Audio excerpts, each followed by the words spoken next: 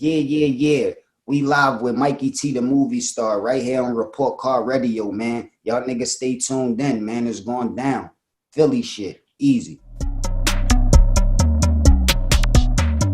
So I want to ask you about Gillie Da Kid. Did you two ever have a relationship, being that you were both from Philly?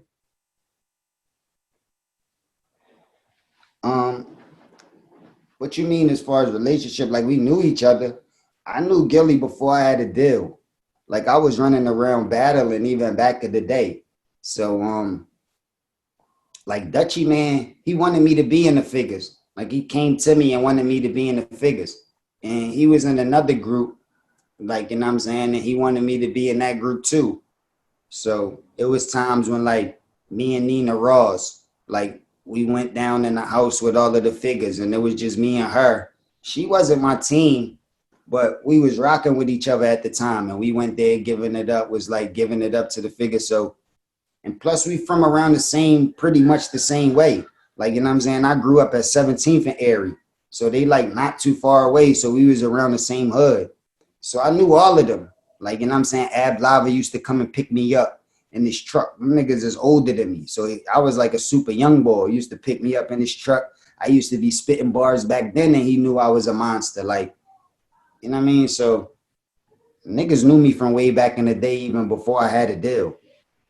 So Cass, let me ask you then, why did you ultimately never decide to join the Major Figgas?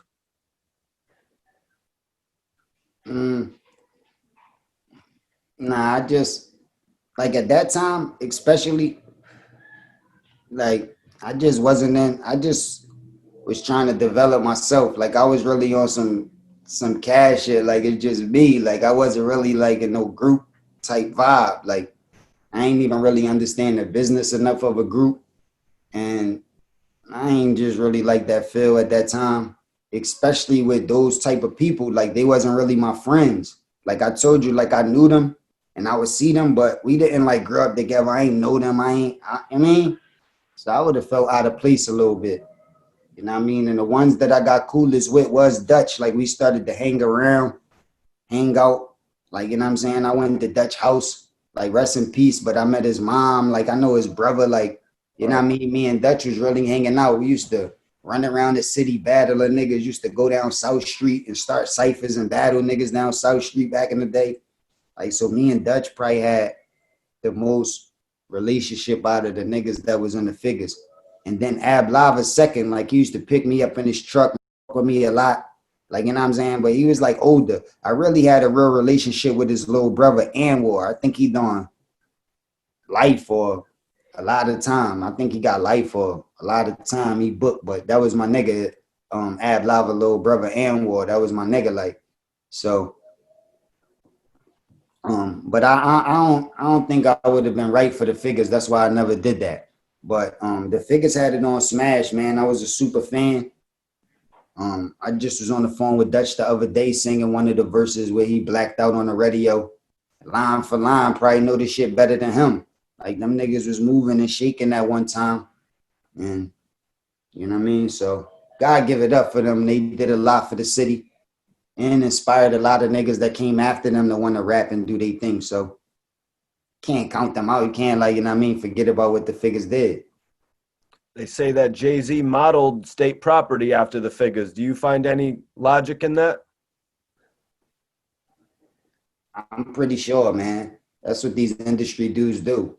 They model stuff after other stuff. I mean, that's what every artist do. You know what I mean? It's a real artist does that, but it's like undetectable.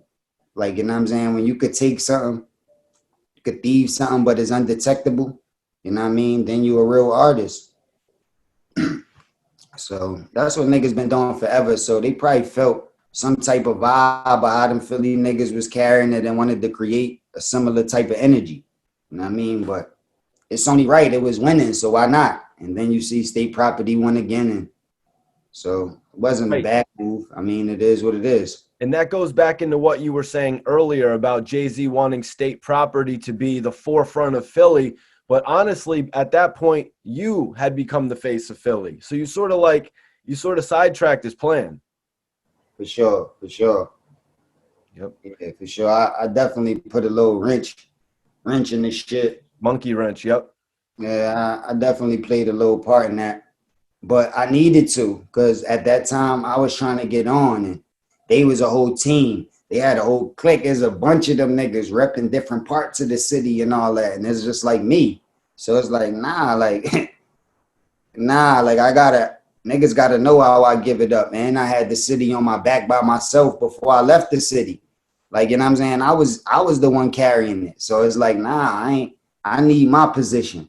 And I ain't had nothing against freeing them. It's not like I had a plot to battle them. That's not what I wanted to do. It was Jay-Z that did that. He was the one popping shit and set that up like that. So it's like, you know what I mean?